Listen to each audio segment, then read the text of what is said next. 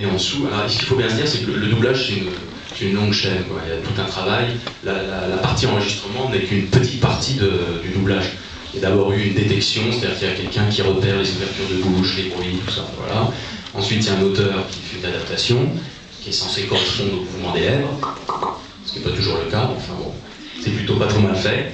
Et ensuite, il y a la partie enregistrement. Quand on enregistre, ben, on a le film qui passe, et en dessous, on a une bande qui s'appelle la bande rythmo, sur laquelle on a calligraphié le texte et qui défile en dessous.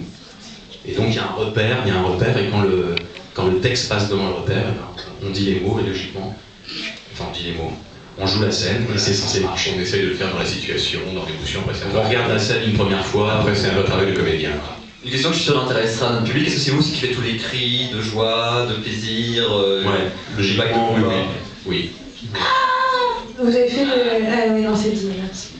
Il y a des possibilités de repiquage de la VO pour certaines choses, mais ça se fait plutôt du cours du 35, par exemple. Moi, quand j'ai fait la momie, sur Brian Fraser, c'est quasiment tous les... Il y en a tellement des courses-poursuites, etc., que même ça a été repiqué. Mais Dans Supernatural, on fait vraiment tout. Ah oui, même les souffles, les hachages. En télé, on fait quasiment tout, parce qu'il y a, sinon, pour le mixage, il y a trop de différences de son entre, genre, bon, je vais peut-être dire des conneries, mais entre le 5 points et le truc, il y a trop de... Ils ont du mal à mixer, en fait. Donc, voilà.